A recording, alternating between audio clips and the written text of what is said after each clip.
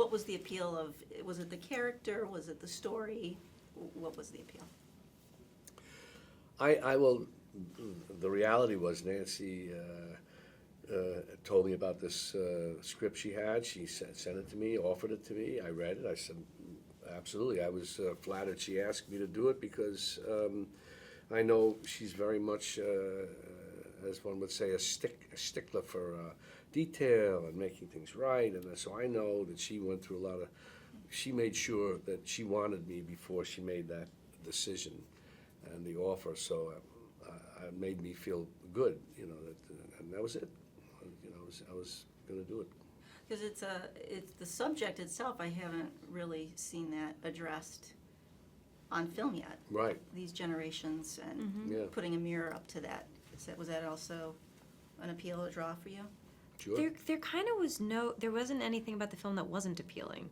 You know, it's a Nancy Meyers movie starring Bob De Niro about things that I was thinking about, but I wasn't hearing conversations happen about, you know? So there was kind of no drawback at all. I mean, like, the hardest thing about the movie was having to wear, like, woolen sweaters in July, but that's fine. And let's just talk a little bit about Ben. He's just so patient. Why he's very patient with Jules in the beginning and actually all through, and so, as Jules said, he's so too observant. Can you talk about him? He's just a wonderful person. Yeah, well, he's patient. He's got those qualities. What can I tell you? You know, he's more not as judgmental about things. With certain things, obviously, everybody's judgmental about something. But and when he is, he handles it in a certain way. So that's very, very carefully crafted by Nancy. It makes it easier for me and for us to do when she puts all that thought and work into it. And can you talk about Jules? She's got so much going on in the beginning. Everything. She has a lot of elements that she's trying to focus on. She kind of has to have tunnel vision. Yeah. Talk about that. Well, Jules is, she sort of has an embarrassment of riches happening to her right now. She had an idea for a company and she launched it 18 months ago. And suddenly she went from being her sole employee working from her kitchen table to having 200 plus employees working under her, and they're just getting bigger. And she's sort of being confronted with, well, yes, clearly you had a great idea, but are you the right person to run this company? You know, like everyone, home life is complicated. She's got terrible relationship with her mother. So she, in the beginning, you know, I think part of the reason why when this guy comes into her life, Ben, it bothers her that he's observant is because she doesn't want to be observed. She doesn't want to be judged. And then when she gets to know him and realizes that's actually not his MO, they're able to become really good friends. His MO was to take over the company. Clearly. That's the backstory. You know, for a moment there, I thought, is he going to be hired as the CEO? No one's that nice. So blocked. Yeah.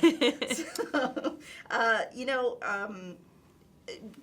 were you ever an intern or apprentice for anyone? I did a mini internship when I was getting ready for The Devil Wears Prada. I worked at Christie's. Did it have anything? Nothing, absolutely nothing to do with this. I mean, I got everybody coffee and stuff, but. Right. No, I had not done that. I had not done that. It's a great thing to do if you are in a position with someone who can be a mentor or you're an intern to some sort of whatever you're interested in. That never happened. Now, I thought it was interesting in this film that it brings up that all these generations, they need each other. Yeah. And can you kind of just talk a little bit about that? What does one get from the other if they're open to that?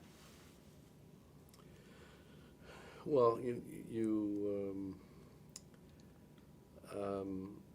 there's no downside in asking somebody who's been around a lot longer than you, and especially if they're sort of done things that you've done, or in that area.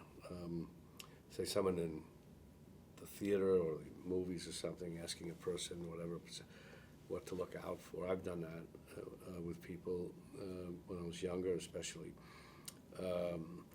There's no. It's a good thing. I enjoy giving advice to people younger if they'll ask, or maybe I'll volunteer it if I really feel they're going to hit a wall of some sort.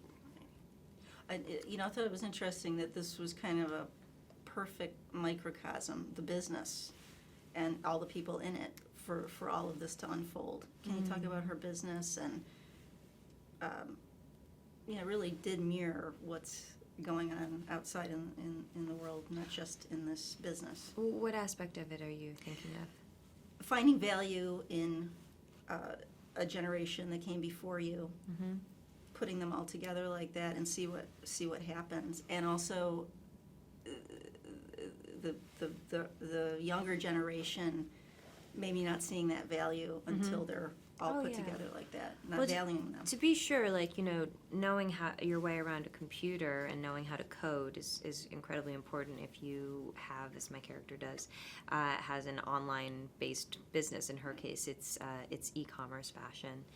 And they have all the tools that they need, and there's to call themselves a compassionate workplace. They have an in-house masseuse. They have a juice bar where nobody has to pay for anything. They when somebody does something well, they ring a bell and everybody applauds.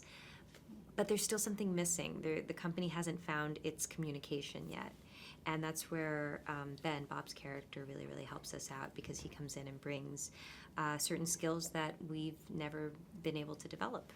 Nice.